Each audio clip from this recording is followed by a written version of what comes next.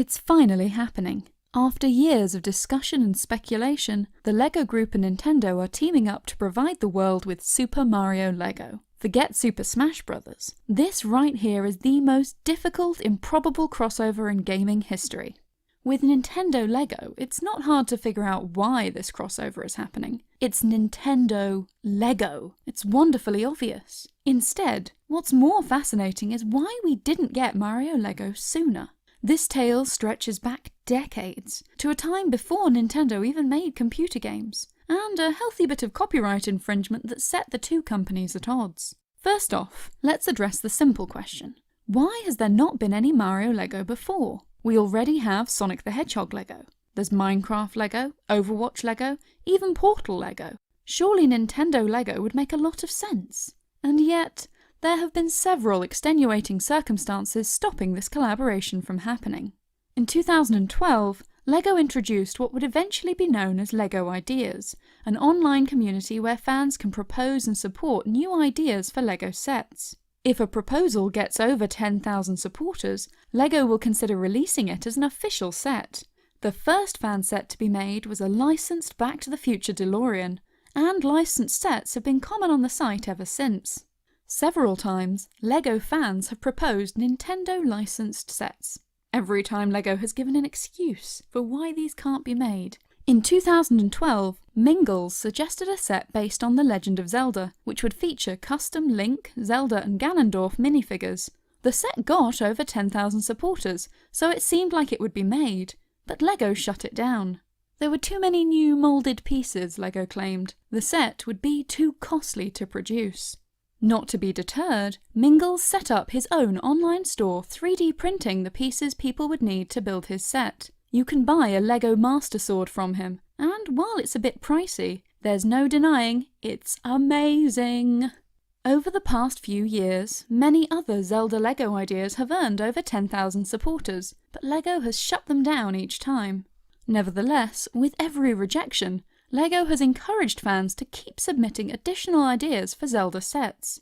Indeed, one set based on Breath of the Wild, currently under review from LEGO, received a staff pick on the LEGO Ideas website, which does bode well. It's clear that at least someone at LEGO wants to make a Zelda set happen, even if fan creations keep getting rejected.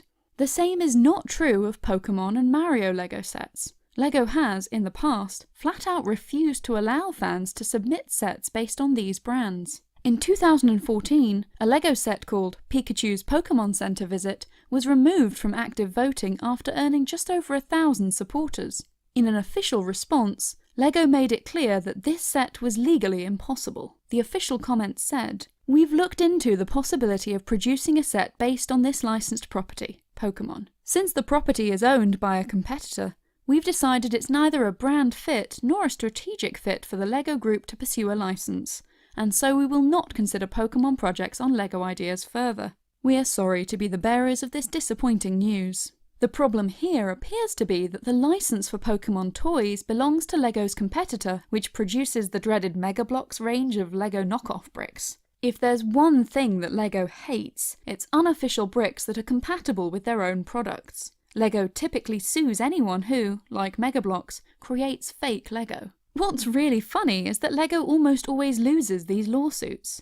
At present, many elements of the LEGO brick design are considered to be within the public domain. So get ready for the plot twist. These companies that have made fake LEGO bricks, one of them is Nintendo. Back in 1968, before Nintendo had even made a video game, the company was experimenting in the toy market. This led to the creation of the Nintendo NMB blocks. These were compatible with LEGO, but notably came in circular designs, so that children could make curved creations like spaceships without them looking too blocky. A TV commercial for NMB blocks even poked fun at LEGO, as Nintendo claimed that their blocks were superior. These fake LEGO blocks were available across Japan until 1972, at which point the toy range disappeared entirely. Anecdotal sources claimed that LEGO sued Nintendo to force them to stop, but I've not been able to find any concrete evidence of this, so take that with a grain of salt.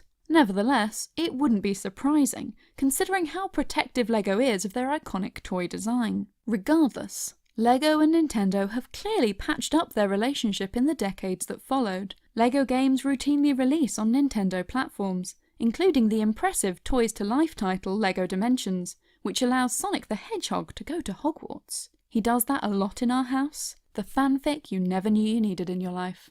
All of this leads us to Super Mario LEGO, which is apparently now a thing. It hasn't been for a long time. All the way back in 2012, even before LEGO rejected Mingle's Zelda idea, the company had banned discussion of Mario LEGO. LEGO fan Ragaroo posted a design for a Super Mario Bros. Themed LEGO set online, and it managed to get 1,185 supporters before LEGO took it down. The company's explanation? As we are huge Super Mario fans, it pains us to say we've looked into the licensing potential and another company has the construction toy license. We will not consider Super Mario Bros. Further. The challenge with allowing IP-related projects is that there is the potential of such a conflict, either with an existing license or with a competitive licensor. Still, it's our view that it is better to be open and allow for possibilities, knowing there will be no answers along the way, than shut out the potential of IP-based products altogether.